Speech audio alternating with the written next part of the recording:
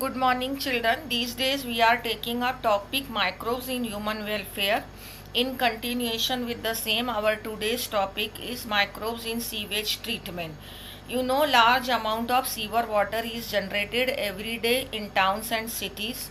The major component of the sewer water is human excreta, and many pathological microorganisms are also present in sewer water. So the problem associated with the sewer water is its disposal. Where to dispose it of and how to dispose it of.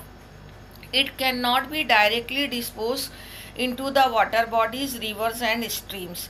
Otherwise, it will lead to the pollution of water bodies. So that it is to be treated before disposal into the water bodies.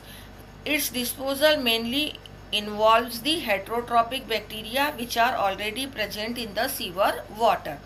Now it includes two stages. Sewer water treatment plants are there in which the sewer water treatment is to be performed.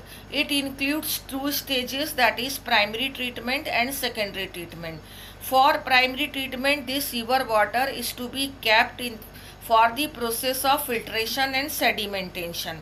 Filtration and sedimentation, that means the sewer water is allowed to be settled down for some days. So what will happen? The lighter and heavier impurities will get separate from each other. Lighter impurities will float at the surface of the water and those will be filtered out by various steps one after the other, and the heavy impurities, soil and grit will settle down at the bottom of the settling tank. So filtration and sedimentation is being performed.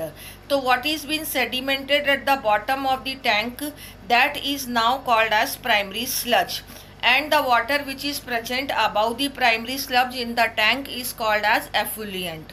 Now this effluent from which the floating impurities are also removed, now it is pumped to for the secondary treatment.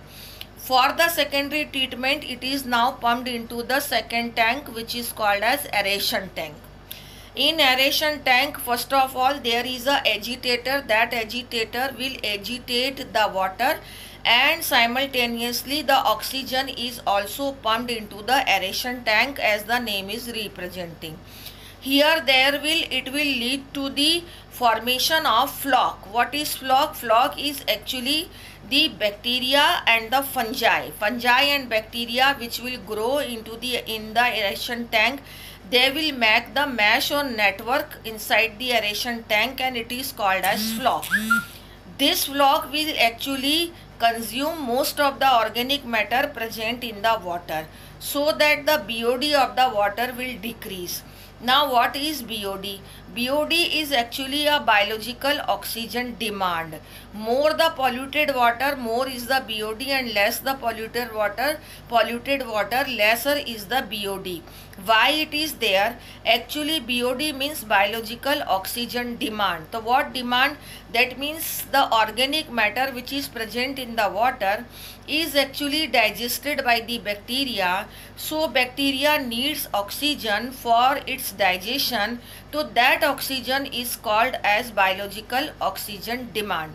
It means the oxygen demand of per liter water to digest the organic matter in present per liter water by the bacteria. That is the BOD, and it is the measure of pollution.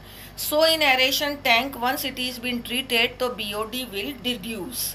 It will decrease. Now the water will be taken to the another tank, and that tank is called as settling tank. In settling tank, this flux will allow to settle down, and now it is called as sludge, and this sludge is actually the activated sludge. The floc which was formed in the aeration tank is now allowed to settle down.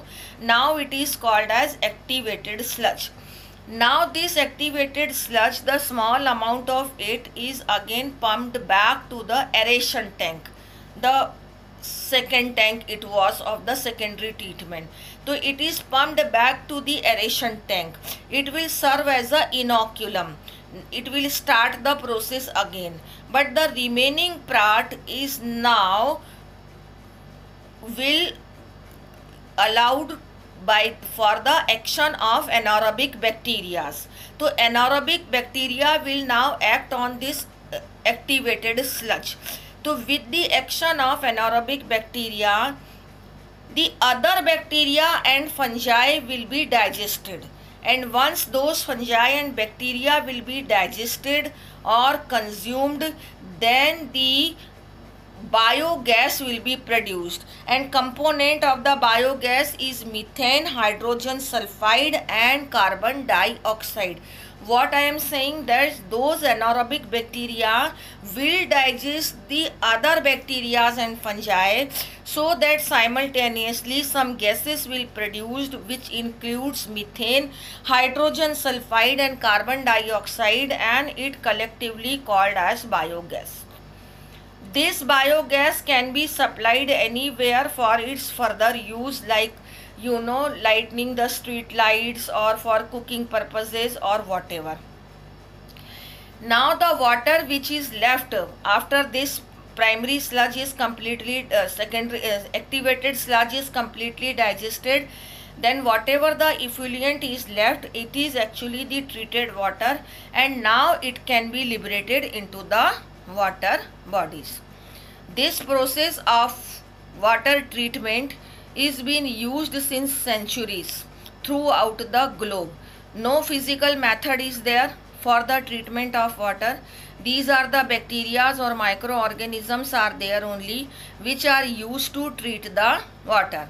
But as you know, that population of our country is increasing day by day, and so that the amount of sewer water produced is also increasing, but the sewer water treatment plant are not increasing at the same rate.